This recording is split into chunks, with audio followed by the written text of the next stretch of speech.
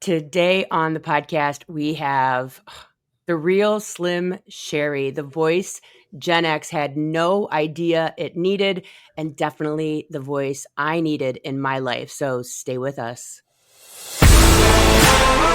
You're listening to the TikTok Famous Podcast, where viral fame meets raw reality. Join your host, Meredith Willits, as she dives deep with your favorite creators to uncover the real stories behind the scroll, the highs, the lows, the algorithm chaos, and everything in between. This is not your average interview. This is the TikTok Famous Podcast. Thank you for being here with me today. Oh, thanks for having me. I'm excited. I'm so excited. You have so much going on, which is just mind-blowing as I'm rolling through your linked tree with, live shows, a whole ass cruise, two Yes. businesses, two daughters. Actually, 4 businesses, but yes. I am busy, and a tour, and business, and social media, and a whole bunch of other stuff. I'm writing a book, and just my life is crazy right now. And so good though, because it's good. It is good. You, in my opinion, so I did a couple viral Gen X videos, like that was like a stint in my life, but you really have encapsulated, put in the I don't even know what to call it. Like you are literally, like I said, the voice of Gen X that we didn't even realize that we needed, but I think has made us so less alone by the things that you share. And growing up without the internet, without cell phones, without social media, I think every one of us felt like we were the only ones, and you showed me anyways. And I know you showed millions of other. You have 1.7 million followers on TikTok, 1.5 million followers on Instagram, which is those are insane numbers. If you guys don't know anything about social media, those are crazy numbers. You brought together millions of people that went, wait, I wasn't the only one.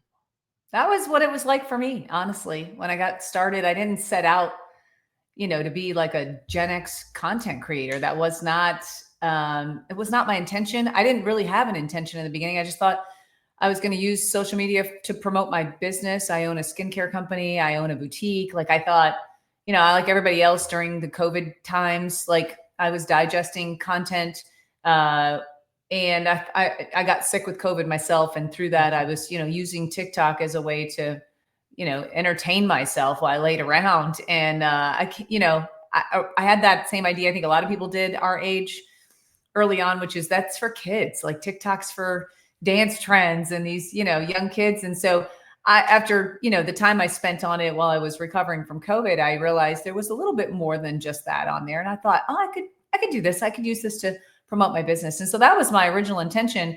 And then it just never evolved into that. Like I literally, I made maybe one video for my business. And then I was trying to learn how to use it. Yeah. And so I was just messing around, I was an investigator for 26 years. So my brain just naturally goes down the rabbit hole. So I was just digging and into all the things about TikTok and how to make it work and how to use it and whatever. And I one day just made this video, the Sounds Only Gen X Hears. I don't even know why. I think maybe because my memory was really bad at that time. I had really bad COVID brain, and also was I was in, perimenopause and entering into that final phase of that before menopause. So my brain was really just not working. And so I don't really remember exactly what led me to it, but I feel like maybe I had seen another creator talking about Gen X or something. And I had never identified as Gen X before that. Like I was just really, I didn't know it was a thing. Like you hear people talk about millennials and, all the bad rap that those guys get, and I raised my first child as a millennial. And so, I knew it was aware of that, but all this other generational labeling, it was not in my universe. right. And so when it came into my sphere, and I was like, oh, that's me. I'm Gen X. I made the Sounds Only Gen X Hears. It was just little tiny opening clips from songs that we would all know. Yeah. And initially that video didn't go that far. I was very new. And I was down the rabbit hole trying to figure out how to make the algorithm work. And if somebody had said, many people had said, just repost a video. If it doesn't do well the first time, repost it. This was before you could get in trouble for reposting. And so I reposted it, like, I don't know, maybe a month later.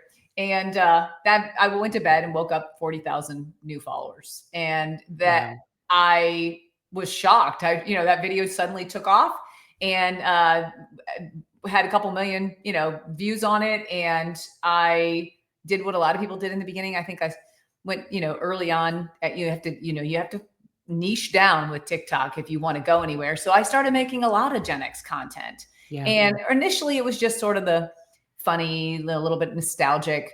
But over time, that was my discovery, was what you mentioned, which was the Me Too, right? Like I didn't know that there were other people out there that had the same experiences that I did, or similar experiences.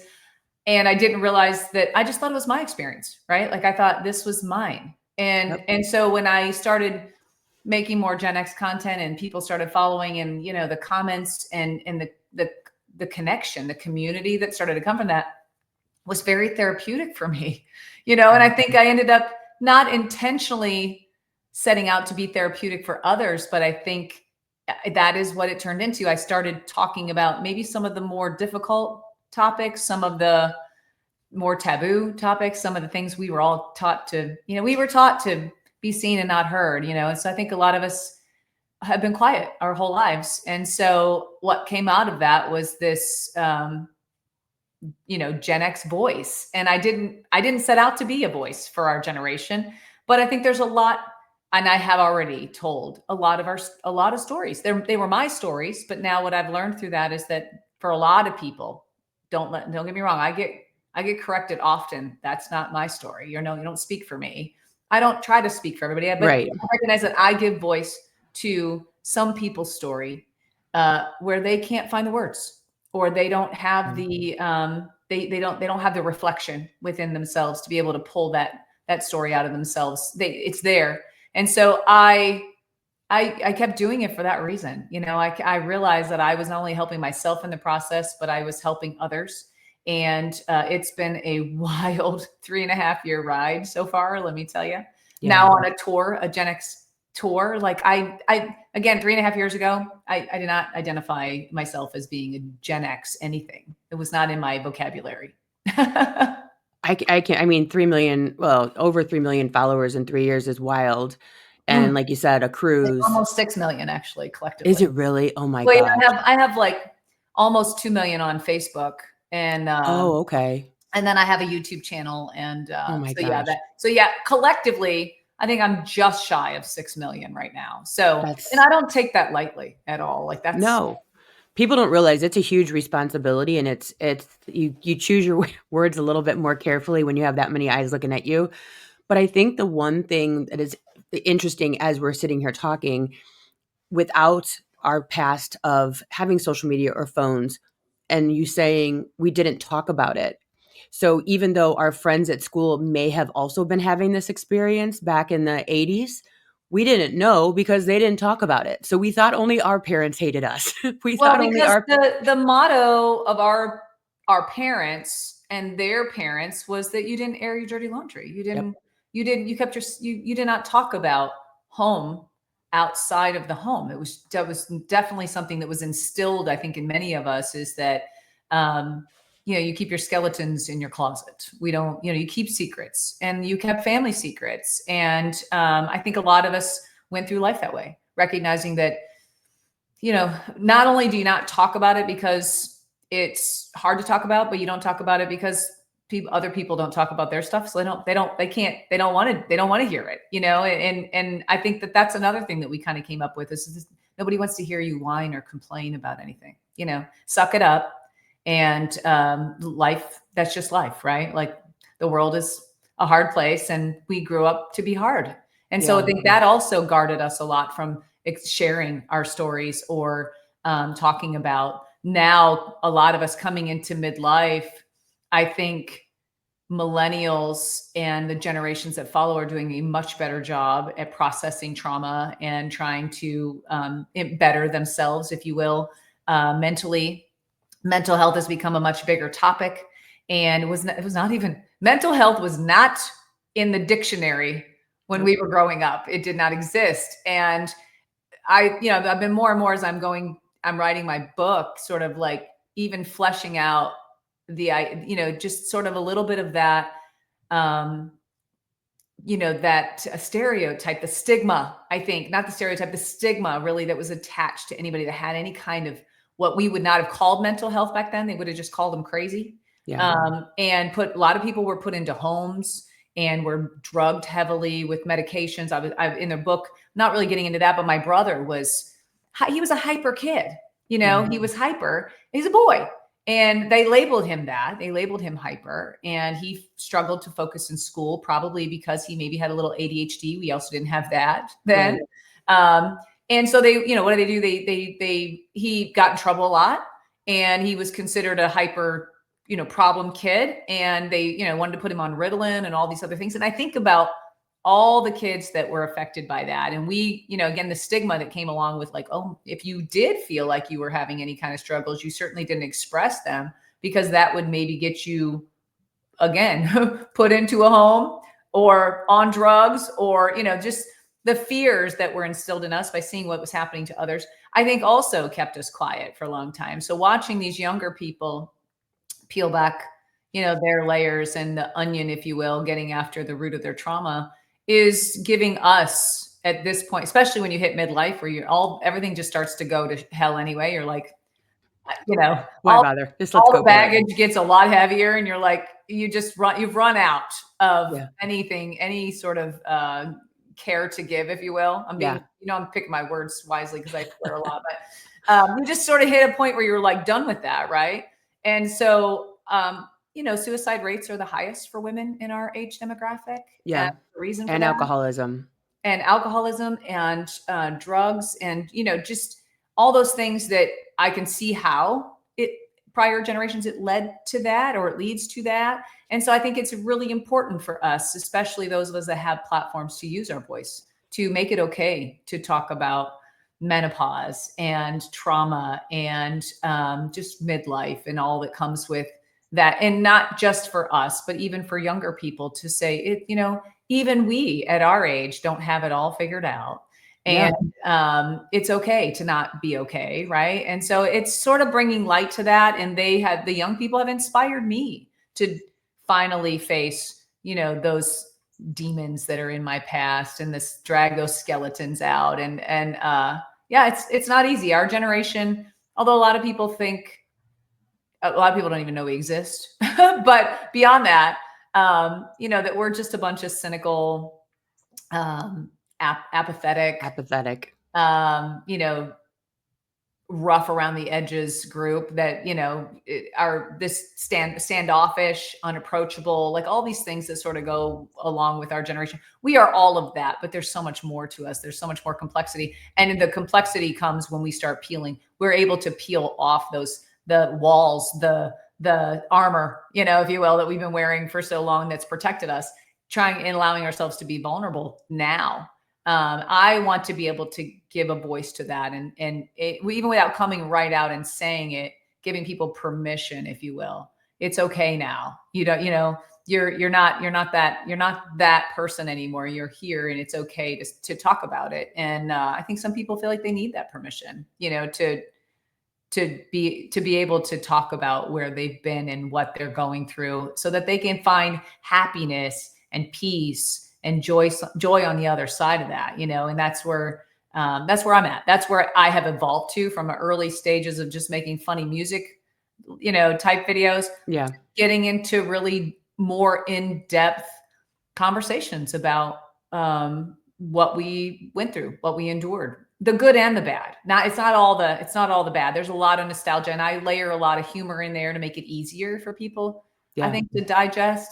But they're not always easy. They're not all easy conversations. And it hasn't been easy for me, because both my parents are still alive too. And my mother follows me, and so she sees my content. So we have some conversations about that. And so it's not easy. I was going to ask you that. I was going to ask you if your parents were still alive, because I think that a lot of us, I don't know if the word is waiting to tell our truth, because we don't want to be that way or, expose those secrets or Mhm. I don't know. There's so many layers there that are just like crazy layers. Yeah. I was going to ask you if your parents are still alive and how they do, if they feel attacked with some of the stuff they're saying.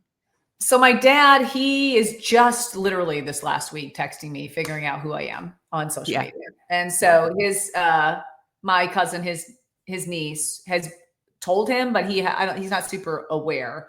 He's 78. He doesn't hear well. So if it doesn't have captions, he's not going to Yeah. be able to understand it. And so it's just really coming into his realm of like, wait a minute, how my daughter is like this person, this persona. My mother, on the other hand, has followed me for quite some time. And so early on, we had, I think she did feel attacked and, defensive, if you Yeah. will. And although, I don't come right out, I've never once attacked either of my parents directly, and I have no desire to do that. Yeah. But, it's having those conversations of like me in coming to terms with my own some of the things I've been through. I can look back and reflect now through my adult lens of like recognizing that my parents, they were surviving too, right? They had their own trauma and their own things that they were trying to deal with at the time. And my father was an alcoholic and he was abusive, and there was, a lot of chaos in my world growing up. And I look at that now as through, like I said, my adult lens at where my mother was, and her just maybe being able to do the best that she could at the time.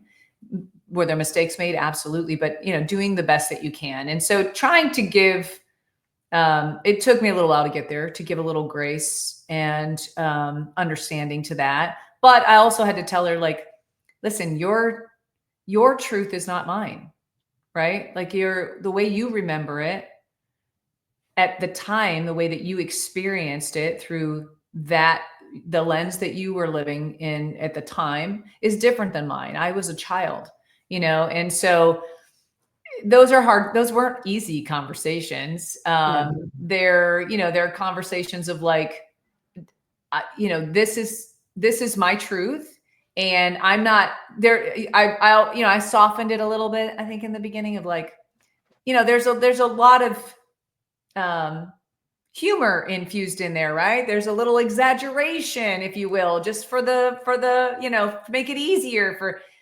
I spent a little time in the beginning trying to make her feel better, Yeah. and try to not make her feel attacked, because that was not my intention. But it was like, what, Mom, I've kept my mouth shut for 50 years. I don't want to be quiet anymore, and that. That's what I was going to ask you too. Do you think that social media has given you a place to put things, so to speak, like a place to put your voice? And like like you said, we were told to be seen and not heard. And also the way I've expressed it or experienced it is even if you say it, nothing good can come from it. Like if you say the words, you're going to get hit, you're going to get spanked, you're going to get grounded, whatever. And then all of a sudden we have this place that we can put all these things, all these emotions, all these memories, all these feelings. Do you find that it has been therapeutic to have social media?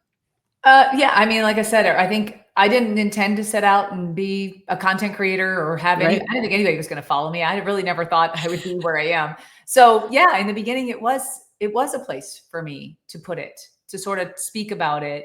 Not talking about it, and really still being really challenged to be able to have those honest conversations with the people that are closest to me. Like I've got trauma in my past I've never told anybody.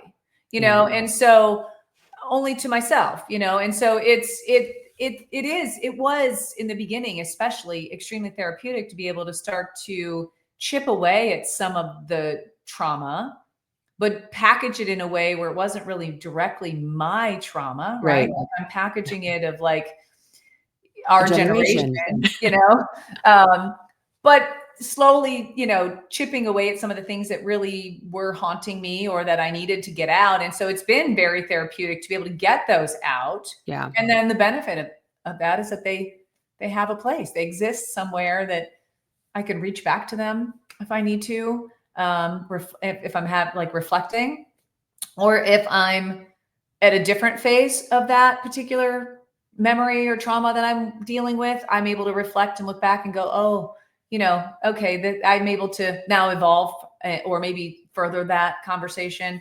So yeah, it's been very good for me. It's allowed me to, I guess, release some of the easier demons, Yeah.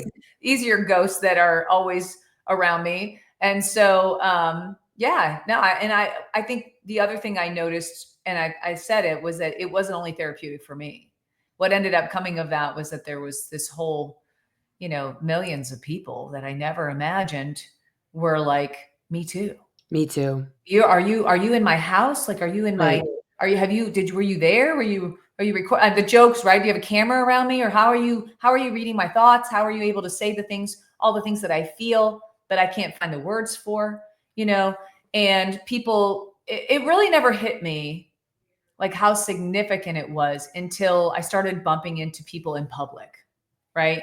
Before the tour, just in general, I'd be out and maybe somebody would recognize me, and to have them come up in the beginning and the very first few times you hear somebody say like, you saved my life, or you changed my life. Yep. That was I just remember going, this is not real. Like I have imposter syndrome, first of all, which I think I is a can, with big 6 million followers, I get that. big part of our generation is imposter syndrome. We were never allowed to be good at anything, right? Like even if you got told, don't get too big for your own britches, Don't don't get let too your head big for get your too big britches. where you Yep. can't fit through that door, like you were always intentionally kept small, right? And so, there's always this idea that you're not good enough, or that, you aren't deserving of whether recognition or somebody giving you a compliment, you just feel unworthy of that. And so that's a lifelong struggle of like working through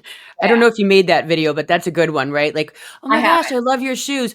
Oh, thanks. I got them at TJ Maxx for $3.99, or you know what Yeah, I mean? Like, I haven't. and they're old, and because we can't, it has taken me forever to learn how to take a compliment. And I actually work with a lot of women to say, the only thing this week you're allowed to say is thank you. You're not allowed to Yeah, explain it. it's difficult. It's hard to hear. It never, I think, for the first 50 years of my life, I never realized that was what it was. Like that Yeah. I did struggle to take a compliment. I did struggle to hear good things about myself and believe them. Yeah. That's the key, is like learning to undo the belief that you don't deserve that type of recognition or compliment, or even just something as simple as saying, hey, your hair is really nice, or your shoes, you're like, you don't feel Oh, worthy. thanks. I look horrible. Oh my God, I just woke up. That's exactly what we do, right? And we look at it and go, somebody likes your shoes, like you said, and your instant, the first thing is, oh, well, they're nothing. They were $3.99. Like I got them at the Goodwill or whatever. Like, why do we feel we are actually minimizing ourselves in those Yep. moments? And so that's a behavior we learned. And Yep. so, it's learning to sort of undo that. But so it was really hard for me in the beginning to hear that and be able to internalize that of like, well, I didn't save your life, like that. Nothing I said could possibly be that significant that it could have any kind of impact in your life. Like that is the way that I internalized Yeah. that. And so now, being on tour, I have a lot more exposure to those. It's not like just randomly running into somebody, now there are people that come specifically to see me or Kelly or John or Nick or whatever. And those people who come up to me and like, they are like, I can see it now. I'm a little bit further. I still struggle with it, but I'm a little bit further beyond like that initial, like, almost like no, to being open to hearing what they want to say to me. Because, when they come up and you could just see the excitement and the tenderness even in their eyes, or their approach of like, you are meaningful in my life. Yeah. Right? You have meaning in my life. That has become easier, even though it's still hard to accept. It's become easier to embrace, because I have learned you don't get to nearly 6 million followers and not be doing something. So I have had to accept in my brain, like file that somewhere of like, you do help people. Whether you believe that or not, like you do help people. Yeah. And so that's why after three, I mean, I would have never, if you'd have asked me 3.5 years ago, if I thought I'd still be making content, I would have laughed in your face. If you'd have asked me if I would have thought I'd be on a tour, I would have extra laughed in your face. Um, like I didn't think I would still be doing this three and Yeah. a half years later, but the reason I am is because there are people who need it. And I see that. I try not to overly get in the comments because they mess with my mental health a little bit. Yeah. But I did early on. I did, but I still go through, I'll cruise through them and I still try to read and absorb when I can, when I'm mentally capable of absorbing that. Yeah. Because, when you have imposter syndrome and when you have, internal reflection issues, you tend to see 99 really great comments. And then there's that one. And that's the one that you will latch onto and you will let drag you down. And I did that early on. I did a lot of clapback videos, feeling like I needed to defend myself. Yeah. I don't do that as much anymore because I didn't want to bring that kind of negativity into my space. But it's that I show up for them. I show up for those people in the comments that are telling me that they look forward to it, that they need it, that they need that daily dose, whatever it is. And as long as they keep showing up, I'll keep showing up.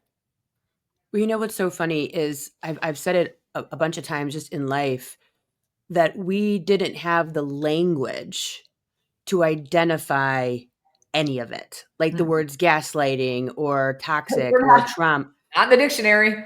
Right. We didn't have the language. And I think what's so interesting about what you have done for Gen X is you have brought this language and then you go, we were locked out of the house. And then we go, wait, other people were locked out of the house. My parents didn't just hate me. My mom just didn't want me out of the house at like 9 a.m. And I was like, she was sliding a peanut butter sandwich under the door. And then I could come in at the streetlights. Like I literally thought my mom hated me. I did not have like when I made that one video and I was talking about wooden spoons and then other people were like, oh, I had to pick my own switch. And there's like hundreds, if not thousands of comments of people saying I had to pick my own switch. And if it came back and it was too small, I got in even more trouble. Like I had to pick a lethal switch, which if people don't know what that is, it's basically a stick off the tree to get hit with. And I think that what you've done so beautifully is you've taken this one moment in a person's life and you've expressed it, you've explained it, you've given it life, you've given it language so that the listener, the viewer can go, I'm not the only one. My parents didn't hate me. It was just the way of life. It was just the way of boomers, if you will, or the silent, it matters who raised you. It was the way of a generation to be raised. And now also recognizing it as I'm sitting here talking to you, that although it also wasn't okay. And we can also do better with our kids.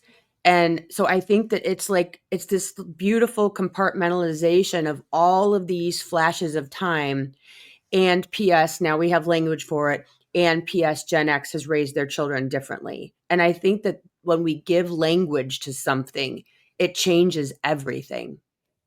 Agreed. I think you're hitting on something that is really important to call out, which is that, not only there's these layers, right? So you're talking about the not being alone, not having the language, then suddenly having language and trying to figure out what to do with that, right? Yeah. Like, okay, I have a label for it now. I have somewhere to put it. Now, what do I do with that? And so that's the thing that, I see so often are the people that don't know, or they have it, right? They maybe even put it in a place, but they don't do anything with it. Instead, what they do is they don't know what to do with it. So you hear things like, that's who made me who I am. I wouldn't trade it for anything. That, we are better for it. You're not better for trauma. Like if you think they don't recognize that, like trauma traumatizes you. Okay. Yeah. It erases parts of your memory. It causes brain damage. It causes, and add lead poisoning on top of that, brain damage. Okay. For our generation, there's just so many things, but it's that they have been conditioned to believe that whatever they were given, whether that be punishment, trauma, lack of love, lack of affection, the idea that the world is just tough and you have to be tougher, like all these things, that being locked out of the house, was a good thing. Sure, we all loved our freedom. I would trade anything to have that kind of freedom back for my children. But there are guide rails, right? There is the level of like what is okay and what is neglect. Yeah. And that's the difference. Some of them aren't ready to unpack that. Some of them never will unpack that. Some of them are ready, but they don't know how to move forward, And so it's chipping away a little by little. And I will continue to just little by little, and not just me, but even creators like yourself, which I love when you started talking about it. Wherever you found that voice, stripping away, like pulling back the curtain, right? And I kind of attributed to, like, this is in my book, of like, over time, we sort of have this, this is really about conditioning and like the lessons we were given and that we kind of carried into our adult life. The belief system, the foundation we were given. We didn't ask for it. That's what we were given. And so it's like this, it's stitch by stitch, these stitches of threading, and this armor, like I said, that we sort of end up with when we're grown and we leave home. And this is how we face the world. A lot of that is rooted, like the early stitches are rooted in that foundational, the foundational experiences, those fundamental lessons, the belief system that you're built based on, whether not just your family, but society, religion, all sorts of things that are layered in there. And now I'm at a point in my life where I've started to pull away at the fray. Like I'm pulling. It's like that string you got, in your pants, where you're like, and then when you pull it, the seam comes apart. That's where I'm at. It's pulling away, and stripping it away, but not being done at the end. It's not like I'm going to completely unravel it all and throw it in the trash. It's what stitching is worth keeping, right? Like some of it's still good. There's still a lot of good from that time that I wish we had now. Yeah. That seems to have been erased a little bit. But then there's some things that I'm okay letting go, and then there's some things I just want to like take like a lighter and set those threads on fire, right? Yeah. And so it's that. It's some of them aren't ready to pull the string. They're not ready. Their phrase there's so many phrases they don't know where to start.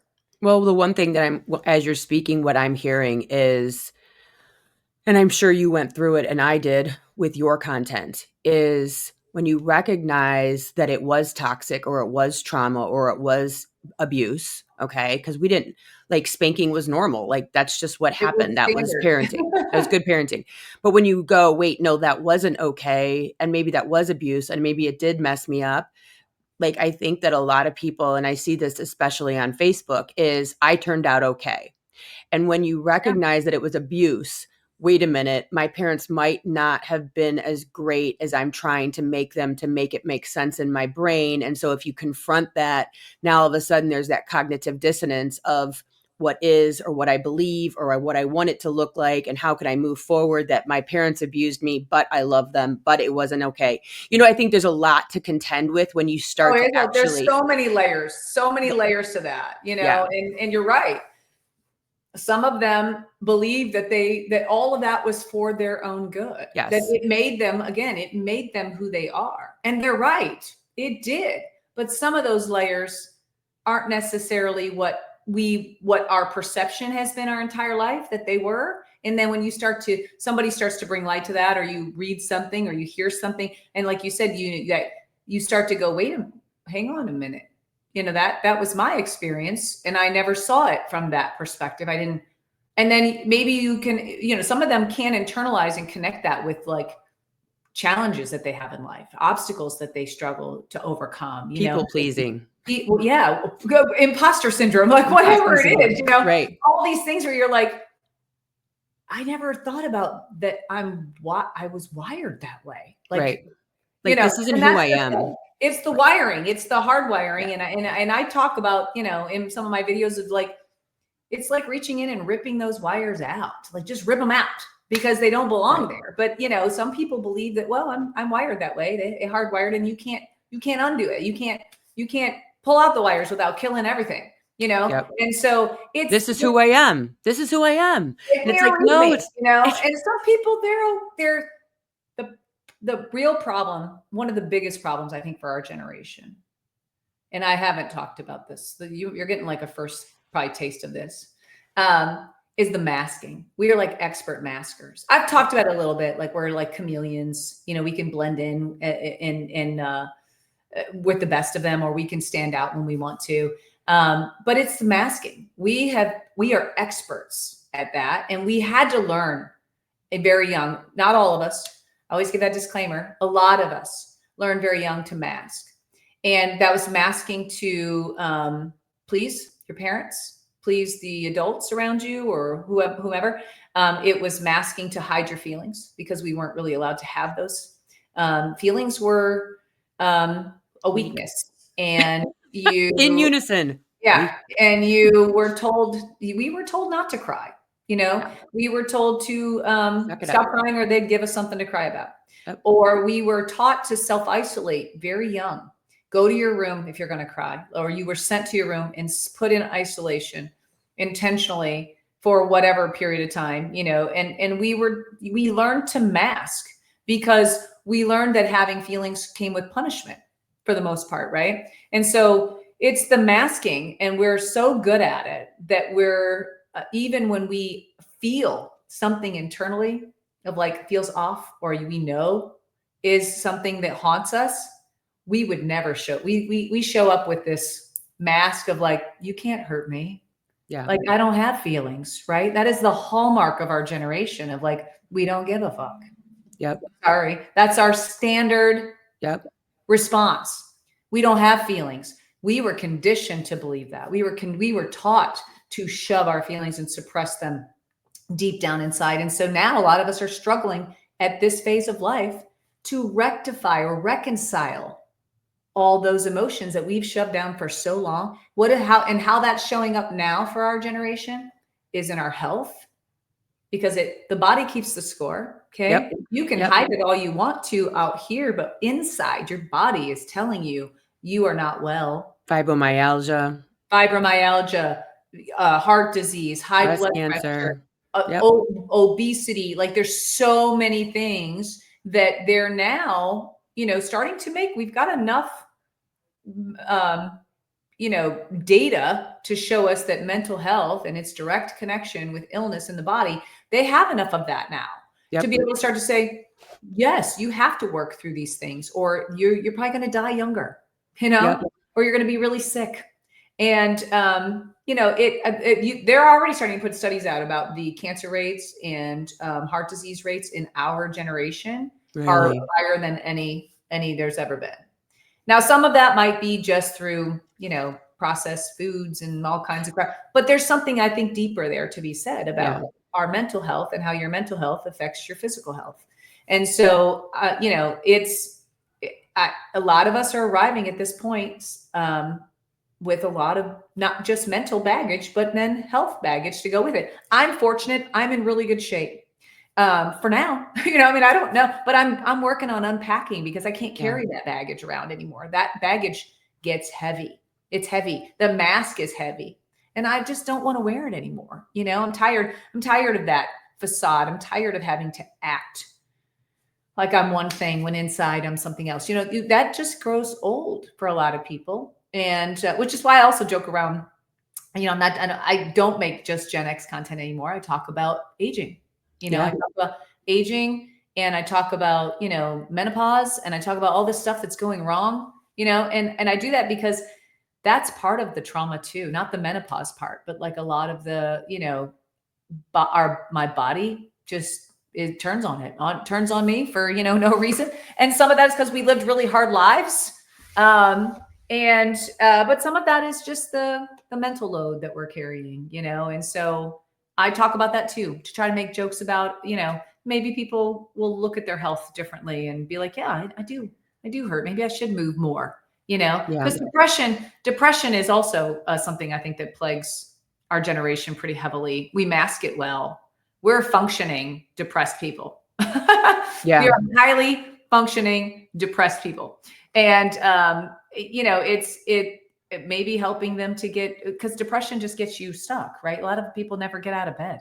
They don't leave their homes. Yeah. And I just hope, even if just one person hears something and that gets them moving or gets them to want to change something in their life for the better, then it makes it worth it for me. Well, and I just keep seeing an X in my head, right? Because of Gen X, but also I feel like we were the uh we're the in between of the silent and the boomer and the new. I think a lot of people that say I was raised right probably started, if not continued, to raise the Gen X's children in that same style of hitting Mhm. and don't speak unless spoken to, and so like there's a little guilt. I know I raised my first child who's going to be 29, much different than I'm raising my 14-year-old, 13-year-old. And so, I started parenting the way my parents parented, and then all of a sudden I'm like, I can't sleep at night being like this. This isn't working. And so I changed it. Um, but I think that we are the intersection between the old regime and the new way of parenting, the new way of mental health, the new way of communication. And I know a lot of times when I tell any of my kids, like, oh yeah, I was locked out of the house all day, or yeah, I got hit, or whatever, they're just mesmerized by it. They're like, how did you live? Like, I don't even get what you're saying, or if I see one of my kids' friends who are getting physically abused, it's like mind blowing. Like, who's still hitting their kid in 2025? Like, who is physically touching their children? And the fact that they want to bring back SWATs in school, I was like, you're going to bring back Wait, SWATs? they're Like, really talking about bringing that back? they're talking about bringing back corporal punishment into the schools. I about fell What? over. Yeah, I remember kids, I could say their names right this second, having to go down to the vice principal's office in middle school and hold their ankles and get swats. It was like, and now they want to bring that back. Like, what? Wow. I remember in middle school, our assistant principal didn't even call you to the office. He would walk the halls with he had a giant paddle. Yep, the He paddles. would walk the halls and line kids up on the locker, line them up in a line and whack them. Like, all day long, he did this. I swear this guy got pleasure out of hitting kids Oh, because he was 100%. always whacking somebody. If you got called to the office though, to get whacked, it was worse.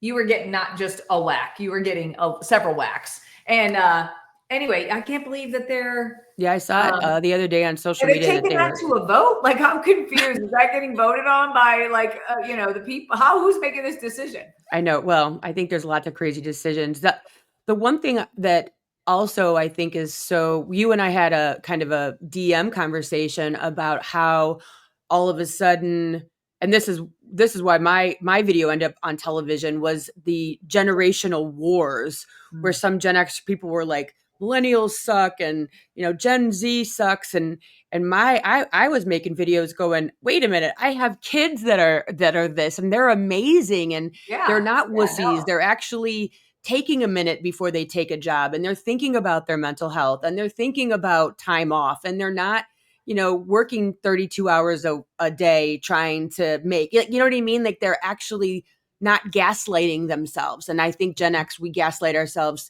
That's why we don't know what we're thinking. That's why we can mask, because we're like, we're fine. Everything's fine. Gaslight, gaslight, gaslight. Yeah. And that's the worst gaslighting you can do, PS, is yourself. And we do it constantly, of how we feel and think and our opinions. Um, but the idea that one generation is better than or less than, I think we need to look at, it's an evolution. We're getting someplace different. The fact that, my 16-year-old or 13-year-old will tell me, like, hey mom, you're kind of crashing out over there. Like, what, why are you being so angry? I just walked in the house. And then for me to be able to go, wait a second, okay, and not say, shut the hell up, like our parents probably would have, like, mind your own business, get to your room. I'm like, okay, wait, reset. She just said something that made sense. Hold on, let me dial in. And you and I had some conversations like, wait, this isn't a generational war. Like, that's not what this is about. this is about all of us working together to figure out how to make all of it better. And like, this is what I bring to the table, good, bad, or ugly. This is where I met. This is how I was raised. This is what I bring. And so what do you have for me? And and like, these are our kids you're talking about that are spoiled and entitled and Oh, don't I want to know. work. It drives me. I mean, I don't really get into it because there's so many people that make these comments, Yeah. negative comments. I can't even answer them all about, No. the entitlement and the, laziness and whatever, all the things that they, entitled participation trophy. That one drives. How many times are you going to talk about this? How many Right. times are you talk about the Tide Pods, that Tide Pod eaters or whatever? And I'm like, we did dumb shit too, Right. what I don't want. And I know depending on who's watching it, some are going to perceive it this way, but we don't want to be the next boomers, right? Like, Right. I share stories in hopes to better my own generation for the next. Right. I intentionally do not bag on other generations. I don't, even when I'm touching on boomers and maybe the way they raised us or whatever. I don't intentionally go, boomers are this, they suck. I don't do that because there's no benefit to that. There's no benefit in tearing each other down. They can't change the way they were raised. We can't change the way we were raised. They also, most of them, boomers are now in their 60s, 70s, 70s, some of them 80s. in their early 80s. Yeah. They're not probably going to change at this point, right? So it does no good to try to tear them down. They are who they are. You got to meet them where they're capable. It's the generations that come after mine, where it's like, I would love, because I know there are a lot of Gen Xers still raising young kids. I know because I have an 11 and a 14-year-old and a 35-year-old. Those are my kids' ages. Yeah. So it's like, I want to create a better space for them because I won't be here forever. Right. And I never hit any of my kids. It was one thing. I never was going to have kids. I was convinced. I was like, I'm never having kids because I would never bring a kid into this shitty world. Like, that's where I was. But then I got pregnant at 16 and had my first child at 17. And he changed, he saved my life. He changed my life. Anyway, raising him, that was one thing I said was, if I'm going to have a kid, I poured every ounce of myself into him because, I was going to do everything I could to make sure he had a better life than I did. And I think a lot of us did that, and I think that's where millennials some of them, because some of them were raised by boomers, but some of them get a bad rap because, they're perceived as being these entitled, lazy, participation trophy kids or whatever. It was us. It's Gen X that we did that. We started to parent them in a way that we had wished that we had been parented and want to make sure that they knew their feelings mattered and that they weren't being, excluded from things and because they either weren't talented, they're too young to know if they have any talent, really. I mean, and some of them do, some of it shows up early, but a lot of them don't discover that stuff till later in life. Yeah. Anyway, it was also me making sure that nobody ever hit my kids. Like, I was like, I'm not going to hit them and nobody else is ever going to hit my kids. And, so I never hit my children. I have 11, 14-year-old girls and my son is my oldest. And I do joke around with him now when he says something stupid. I'm like, I didn't hit you enough as a child. That's what's wrong with you. And I joke about it, but I don't mean that. I know that hitting a child is not the answer. But a lot of us, I mean, unfortunately, a lot of us were raised that way. We were hit a lot, and hitting was the form of that was the conditioning to get you to fall into whatever line of compliance and obedience that they expected you to be in. And also in hopes that they thought that would, teach you how to be a better human growing up, I guess. But what it taught a lot of us was violence, right? And or to give up. Yeah, a lot of us, that's our go-to. Like when something doesn't go the way you want, or somebody doesn't behave the way you want, is anger and violence, right? And so some of our generation hasn't figured out how to stop reacting in that anger and thinking that they look at themselves and go, it worked for me. Like, they hit me and I turned out just fine. So it works. And so they perpetuate that generational, curse is what I call it. And so My hopes is that one day, the idea that we're going to bring back corporal punishment in school is mind boggling to me. You'll have to send you the video when I see it. Not hitting children, hitting kids. This is the part that always really messed me up. So I spent 26 years, I told you, as an investigator. I put a lot of people in jail in my career. I worked organized crime cases, fencing operations, stuff like that. And I know a lot about the law, like about the law and just the judicial system and like how things work. And the part that always bothered me is I was like, if I'm 18 and I punch you in the face, okay, you can charge me with assault. Yep. And I will most likely be found guilty because I punched you in the face. Right. But we can hit kids and they have no recourse whatsoever to bring charges against somebody for hitting them. And I always just didn't appreciate the double standard there. It's like, there's something, why do we see children as like being less property? Worthy? Yeah, they're property. Why do we see them as less worthy of the same type of protection that we would offer an adult if somebody were to hurt them? Yeah. That's where I'm like, the idea of bringing back corporal punishment. That is not the answer. That's that whole idea that corporal punishment or any kind of pain that's inflicted to control and demand obedience and compliance, that dates back to, that's centuries and centuries ago. It's the fact that we're still doing it. We've evolved so much as a species, as humans, that I can't believe we would even consider bringing that back. The switch thing, for example, that's like caning somebody, basically. Yep. It's almost it's a mini version of being caned with a switch. And if you know anything about caning, it's like one of the most like hurtful and painful ways of being beat is with these big giant canes or whatever. It's like a mini version of that with a little bit of extra sting because it whips through the air really, really fast. There's thin pieces of wood. It just, it blows my mind that that's even a consideration. I would never authorize the school to hit my child. I'm hoping that it comes to that of like, we'd have to sign like a permission slip for you to hit our kids or something, because I think that, then if it wouldn't be a vote, I would have a real problem with that if somebody put their hands on my kid. I'm going to go to jail. I'm going to go to jail because I do remember that violence part I was talking about. Right. I have to really contain that demon. I have to really hold that one back.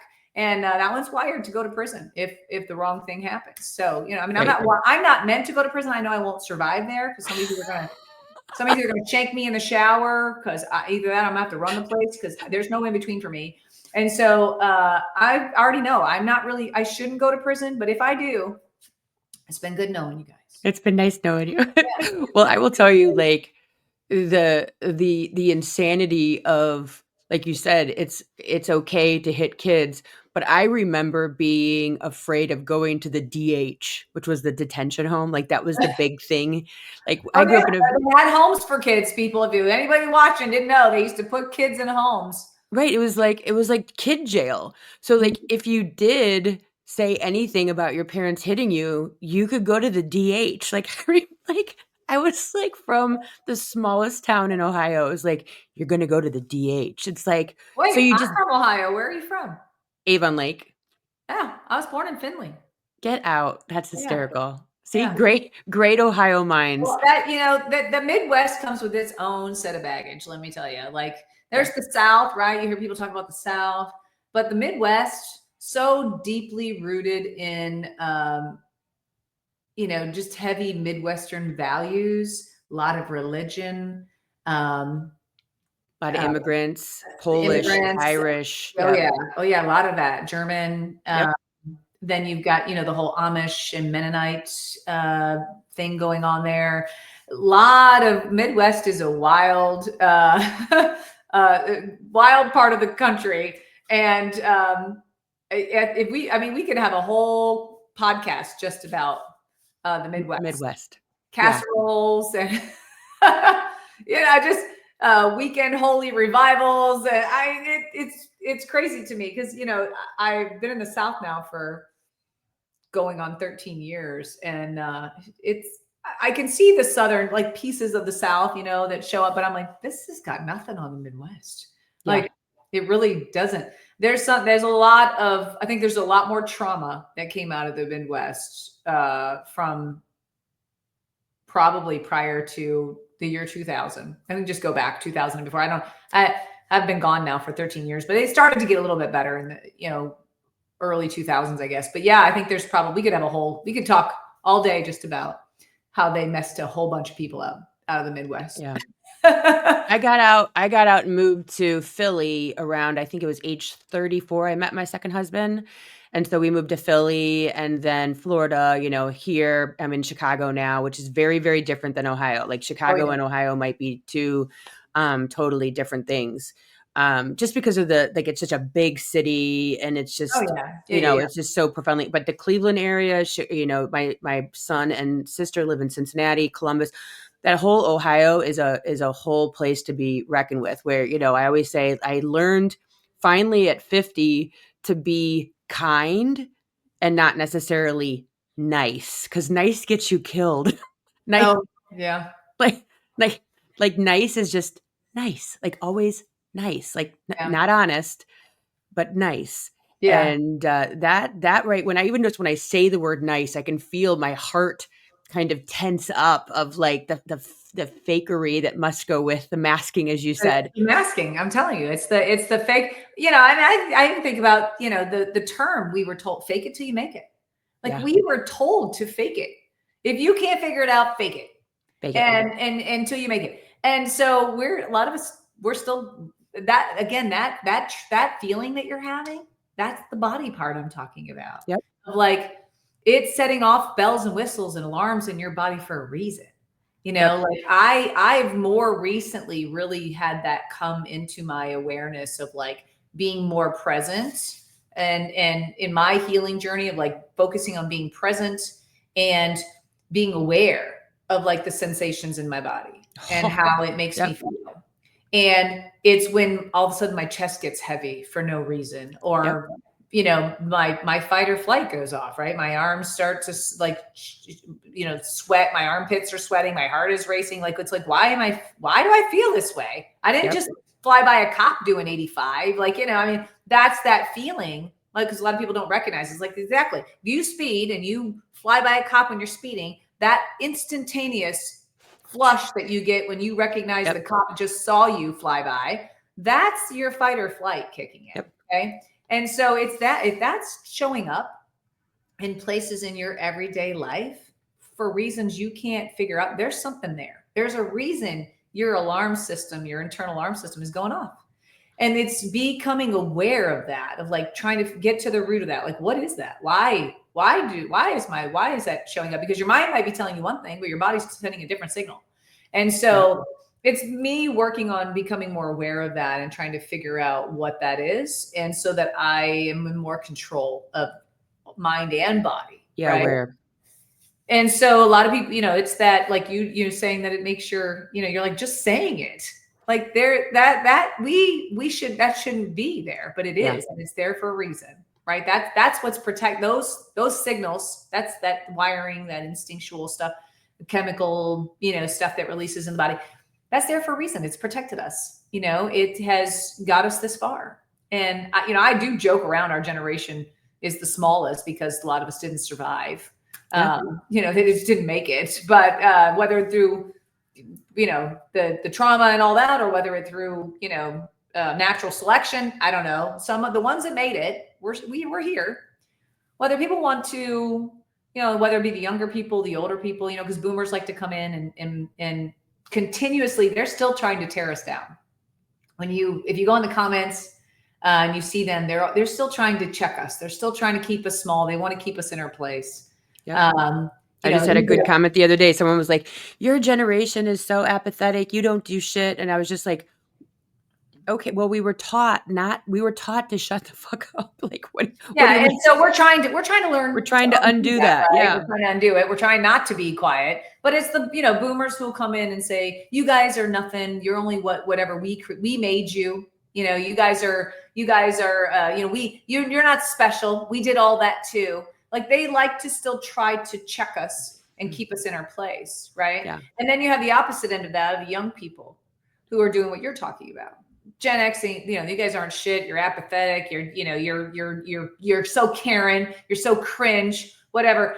They are the opposite side of that, still also trying to keep us small or put us back in our place. They don't want us to be loud. They don't want us to come out and because a lot of us whether we like it or not, that generation, if we parented them, they got their own trauma. They got their own baggage, right? And so we're not only forgotten, but we're also stuck in this weird place, like you were talking about earlier, of being sort of straddling this analog world, this digital world, a world where we didn't talk about mental health. We didn't talk about our trauma, and we didn't even have trauma. We didn't even label it trauma. It was not, there was none of that. There was no word. There was nobody asking you if you needed a therapist. We didn't go to therapy. There was our parents, I remember being taken to therapy, and I think it was to be fixed, like fix her. They did. They would send you to get fixed if you had bring her back better, considered to be wrong, right. Whatever that is, problematic. There was a place they could send you, to get you fixed, but that generally came with its own set of trauma. But regardless, that's the homes I was talking about, right? Like they had ways of sending you off, but therapy, like about trying to work through your issues and better yourself, that didn't exist. Therapy was not in my vocabulary. It was never even offered. And I had a lot of trauma. It was not something anybody ever said, do you need to talk to somebody? That was not a thing. Yeah. We had school counselors, but the counselors were really there to help you with your schedule and make sure you stayed out of trouble. Like if you only went to see the counselor if you were in trouble. Yep. And so anyway, we straddle this world where we didn't talk about anything. And now we're straddling a world where everybody wants to talk about everything. And we also, because we were forgotten and we've always been the quiet ones or told to be quiet, I don't think any of them, no matter which side you're on, they don't want to hear it. I don't know that they have the capacity themselves to manage all that we are having to unpack. And that's why now I'm at the point where I'm like, you know what? You're in my comments. This is my video. This is my world. This is my world. I'm a whole universe. Okay. So if you don't like it, you can just scroll on by. You can block me. Yep. Actually, let me do you the favor. I'll block you. Then we never have to see each other again. Like I've come to that point where it's like, I'm no longer going to temper myself to try to please the others, because this is my space. This is my channel. And if you don't like that, even if you follow me, because I've had some say, I've followed you since the beginning and I liked you until X, whatever it is I said that pissed off. And I'm like, well, that's funny how those kind of relationships work. You like me until I say something that either you don't like or makes you uncomfortable. And then all of a sudden you don't like me anymore. Right. And so I've learned to just be like, whatever. I tell them now, for every 10 of you that unfollow me, there's 1,000 signing up. So I don't say that to be cocky, but it's just a reality. So I won't miss you. Don't let the door hit you or the door split you. So that's kind of, I wasn't like that early on, but now that's just kind of where I am, because I've had to sort of toughen my own exterior to, guard myself against. That's why I said, I don't try not to get in the comments too much anymore, because those people, that one comment will just bring me down, And so I always just keep doing, tell everybody, keep doing do your own thing. Don't ignore them, because there's always somebody that hates the fact that you are speaking truth. I think that's the other you're thing. Not hurt. I think that's one thing, like I've grown. Healing. I've got a video going viral right now, and it is just blistering. There's one on Instagram right now that's going nuts, and there's one on TikTok that's going crazy. And it's just the growth that you have, in my opinion, or I've had anyways, of just like, it's okay if you don't like me. Like, I'm okay now. Like, I used to be like, oh my gosh, I have to defend myself. I have to explain myself. And, in the comments and replying, and then, like you said, the clapbacks on this. And now I'm just like, yeah, it's okay. I'm going to be okay. You know what? Because what you start to recognize is how you're allowing them to affect you. Right. Yeah. And in trying it, you have to recognize that they're a lot. And I had to start recognizing, like, they're not healed. Yeah. And healing is not, let me, because I definitely don't want to frame this, because a lot of people I think, oh, she's healed herself. Right. Healing is not a destination. Okay. Not a destination. It is a journey. Yeah. Okay. And that journey never ends. Okay. Because as you unpack one thing, it uncovers something else. And then, as you're going through life, there's going to be other things. You're just always sort of in this phase of healing, right? It's an evolution. And, so I don't want to ever paint the picture that I'm like, I don't think people are ever going to be just healed. Anybody who says, oh, I'm healed. They're dead.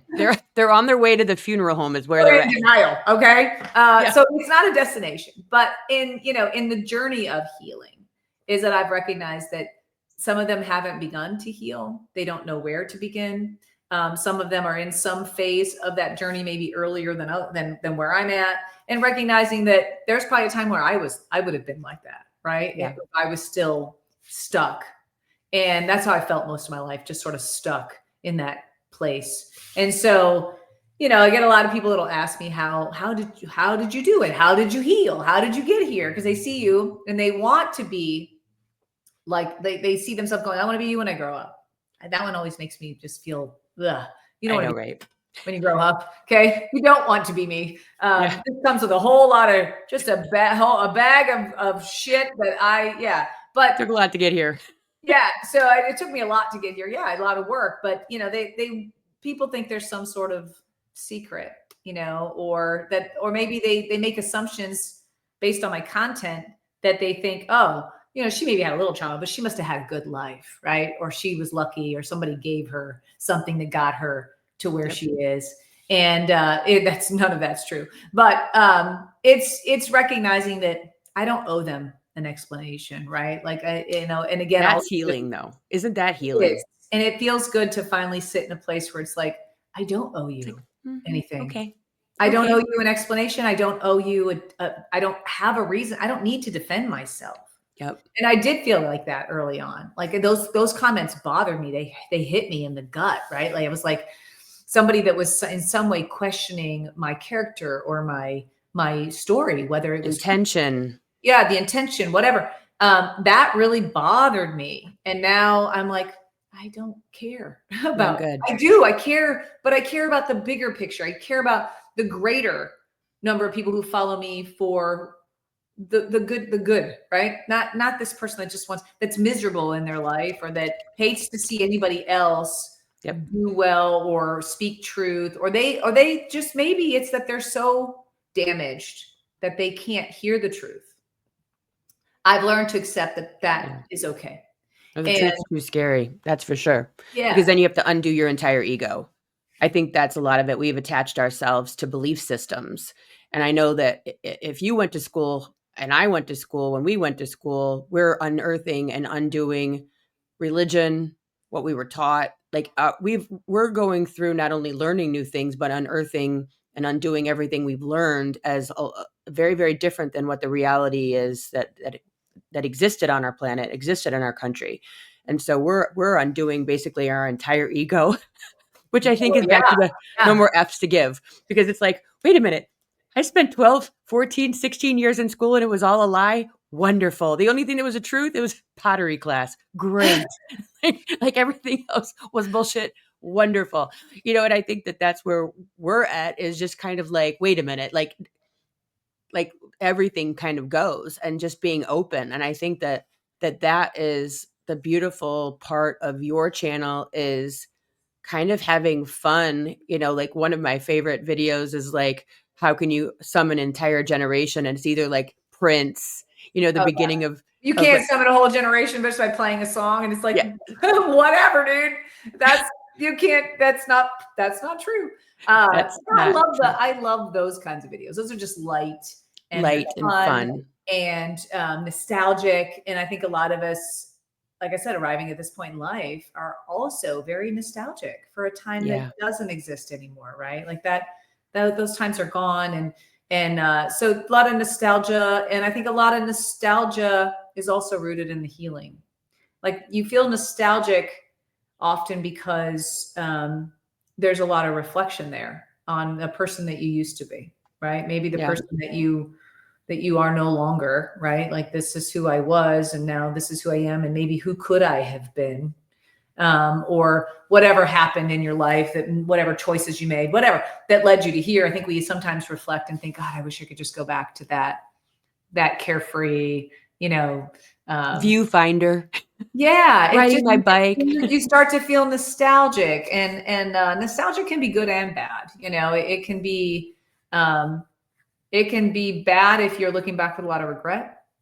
And that's where for me, I'm like, my heart hurts for the people that are living in that space as a regret of like, it's never too late. And I talk about that. Like, you're never too old. You're never too late to reinvent yourself. Yep. I didn't plan to be 50 years old and be a viral content creator. Like that was not on my bingo card. Okay. It was just not. And so, and now on tour and writing a book and all that, none of those were in my viewfinder or my windshield, Yep. until I was 50. And I had a good career and all that. Don't get me wrong. I mean, I worked my ass off. It wasn't that I didn't, but I was miserable. I wasn't happy during that. I didn't really start figuring out how to heal until I was 50. Yep. And so it was like a door, strangely, I turned 50 and like a weird door opened that wasn't there, or it was, and I didn't have the key. I don't know which one it was, Right. but it's sharing that message of like, you're never too old. You're never too late. It's never too late. So many people I see in the comments that I know are my age or older than me that are like, it's too late for me. It's not. It's never too late.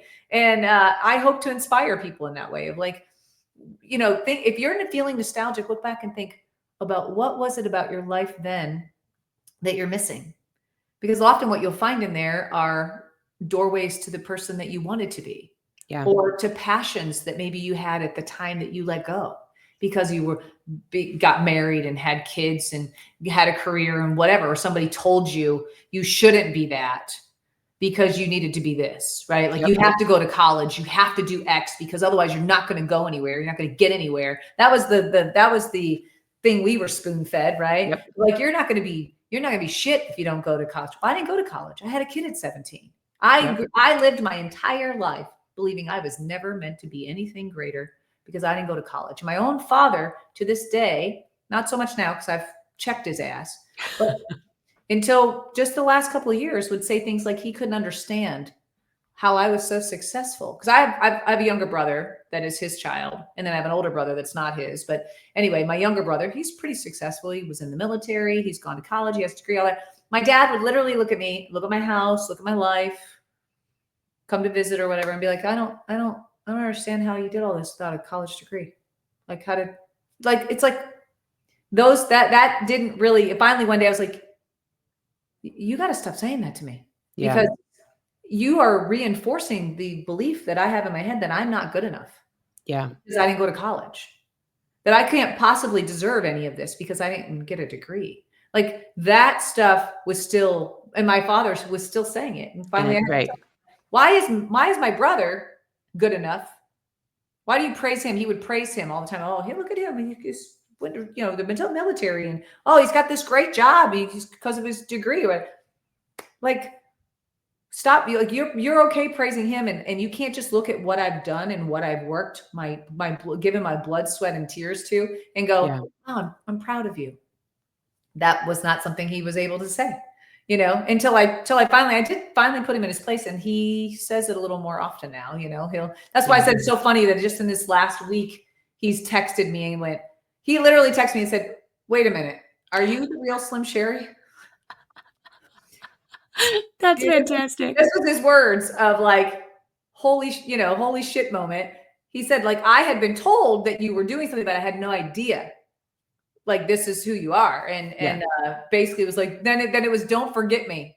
That was what he said. Don't forget me when you're, whatever. And I'm like, when you're famous with 6 million followers, don't forget me. It's like, Dad, don't forget me. I'm like, first of all, I don't see myself that way. I'm extremely humble, extremely grounded. But it was funny that I was like, I've been doing this for 3.5 years, and you just now have decided to go research whatever my cousins. But isn't that the entire Gen X in a nutshell right there? You know what I mean? Like, and I think it's our generation that is bound and determined to change everything, to look at life and go, you can be extremely successful working on HVAC or being a plumber or an electrician or a beautician. Like, well, I'm glad we're bringing trade back. We're bringing trades back. Yeah. Because for so long we got away from it. Right. And all the thought processes. Degrees. Yeah. And now we're like, that degree doesn't mean anything if you don't know what to do with it. Yeah. Or unless you have 20 more years after that, be specializing to be a doctor or a lawyer or Well, and then psychiatrist. what happens 20 years in, they start phasing you out because your age, like that ageism is a real thing in the Yep. workplace. Yep. They phase you out, or they can get somebody younger, more enthusiastic, for less money or whatever. For less Like there's money. so many, yeah. And then what happened was we spent so many years doing that we ended up being short in the trade world. And now it's good to see trade coming back. Trade can be really well-paying jobs. Those are things that people need. Like we actually need people who can work on plumbing and electrical and Build flooring, and, houses. build houses, because we have a housing shortage. Like there's so many things that, it's like, oh, we should have never got away from wood shop in school. We Yeah. shouldn't have got away from mechanics. Like there's all the things that I remember we had in school that I don't even think they have anymore. Well, my son, I know he takes cooking and my daughter did sewing. So they're still doing at I least at remember our home school. ec, like that was Home a ec. thing. Yeah. But like I don't know if these kids can still opt for wood shop or Yeah. mechanics, or I don't know if they have that. I remember we I had don't know. electrical, you could go, there were things you could go and do that were teaching you hands-on experience, for the real world, because we don't teach these kids what they're really going to experience when they get out into the real world. And it's like I went to a high school that did teach some of that. It gave you like We skills. had like where you could work on cars and then you could go Yeah, to joint that's the vocational mechanics, school. the shop class. Yep. They called it shop class. Yep. And you would go and they wrenched on cars, and they learned about cars. And there was wood shop where you learned how to use saws and build stuff. And I don't know that they do that anymore. I And don't know. yeah, I don't know. But I feel like because of that, these kids today, I'm like, my son who's 35 barely knows. He wouldn't know how to check his oil. He would not know. You know why? Because all these kids have transferred that to a paid service. Like somebody else. I don't wait. You want me to check you want me to balance my checkbook? What? I don't even Right. have a checkbook. Well, I didn't know I was supposed to balance it. Like Right. they don't know. They have no concept, right? And so that's like those life skills that they need. They don't teach that kind of stuff anymore. And I'm like, I really worry for the future. I do. I really worry. I think it's just gonna shift so much that they're gonna be needed in different ways. And AI is going to save everything. AI is gonna save everything. Apparently, yeah. Did you hear about Starbucks that tried to bring robots in No. to take over, and now they're having to hire because they're like, oh, that didn't work. That didn't work so much with scalding Yeah. hot coffee. I think they thought AI, you could just walk up and be like, order your caramel macchiato or whatever with 3 pumps of whatever, and it would just make the thing, and it would be faster and probably more efficient and cheaper, right? Like cut out labor. They figured out that didn't work. Not so much. Not so much. Not so much. Yeah, no. Well, I have to say this has been like so amazing to speak with you. I cannot believe go to Slim Sherry's, the real Slim Sherry's. She's Facebook, Instagram, YouTube, TikTok, 6 million followers. You have some dates coming up. You're going to be in St. Louis on June 1st. Yes. So June 1st, we're playing at the Factory in St. Louis. It will be our biggest show to date. Wow. And the venue, I think, holds like 2,300 people, and we are 3/4 of the way sold out right now. So it'll be a packed house. It's going to be an amazing show. So yeah, we played 5 cities so far. St. Louis is next. I'm in, after St. Louis, I think we're working on some Cincinnati dates. is the Cincinnati.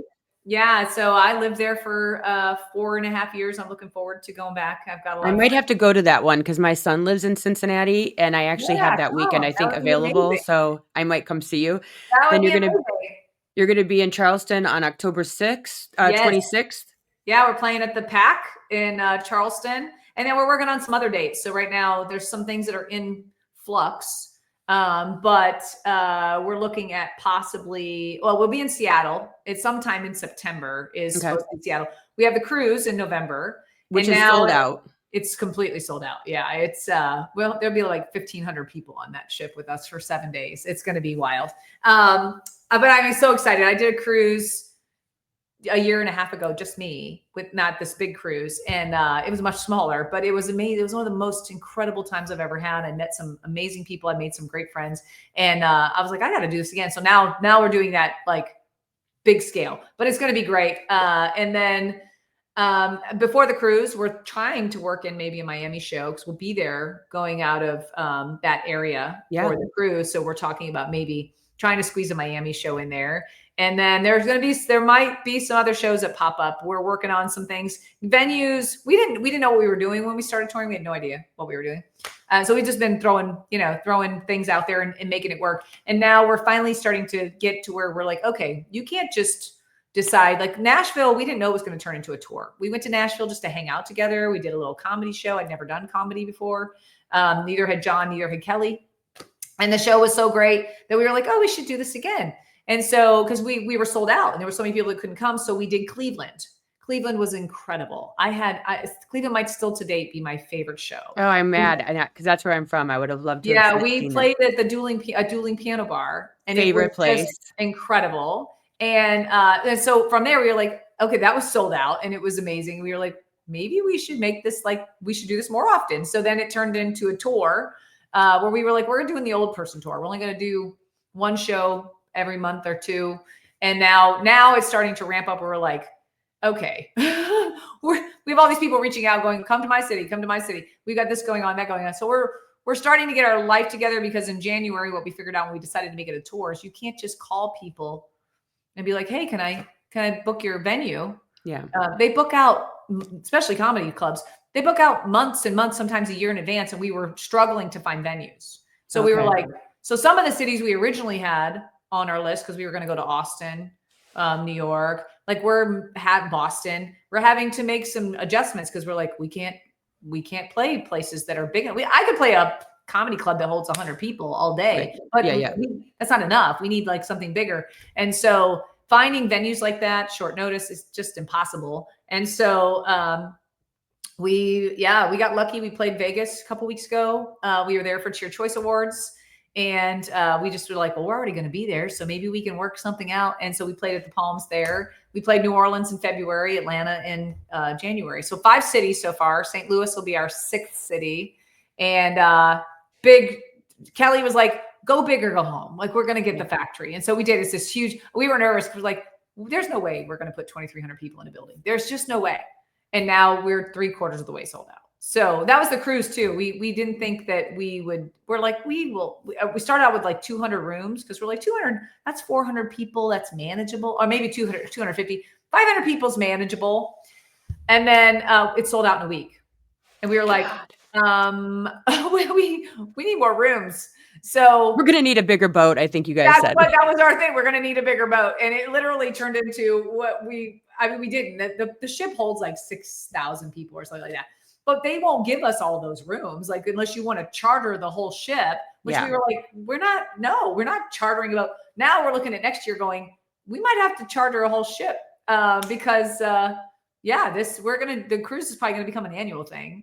And I think it'll just get bigger and bigger over time. And now we're talking about trying to plan something like a land event, not a comedy show, but like something on land for all the people that are like, I don't do the water. Yeah. So we want to be able to do something because like on the ship we're playing dodgeball and we're doing some fun Gen X stuff.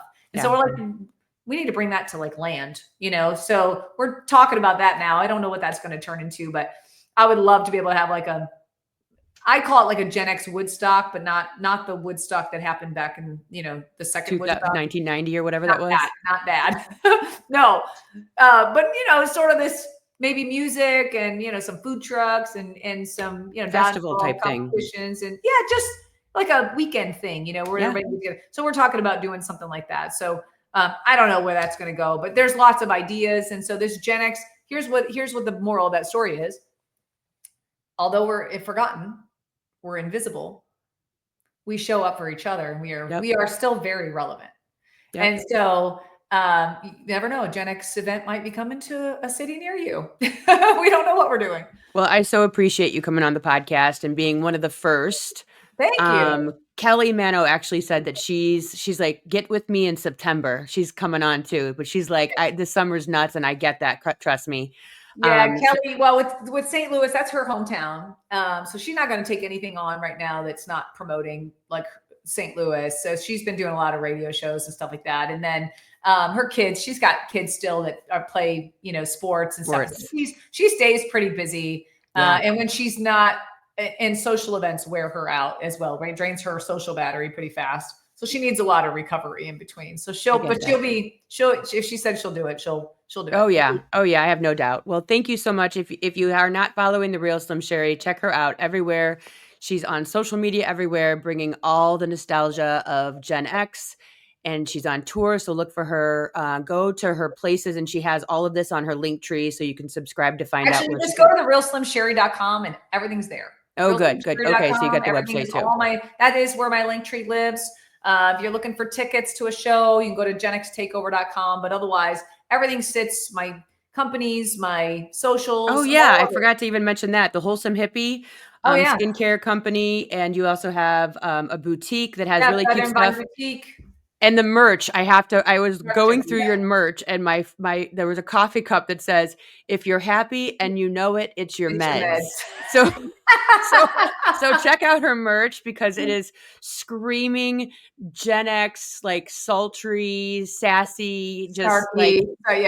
Ripping in sarcasm. That's my Snark Junkie. I actually created Snark Junkie for all my fans. Yep. Because I had people that were like, "Oh, that should be on a t-shirt," or "That, can I get that on a coffee mug?" So I designed it. So you're like, sure. So Snark Junkie. So yeah, those are my three main businesses. And then now the Gen X Takeover has become my fourth business. So I'm busy. You're busy. Well, thank you. Thank you so much for inviting me. I have loved sitting and chatting with you. I've always enjoyed following you. You were one of the earlier people that I followed on social media. And I love your content, and I appreciate you inviting me on. I'm happy to have been a part of your early part of your podcast journey. I so appreciate you. All right, everybody. I will see you here next week with another amazing creator from TikTok. So see you next week, guys. Bye. Thanks for tuning in to the TikTok Famous Podcast with Meredith Willits. If you're loving the unfiltered stories and behind-the-scenes truths, be sure to subscribe, leave a review, and share the show. Until next time, let's get famous.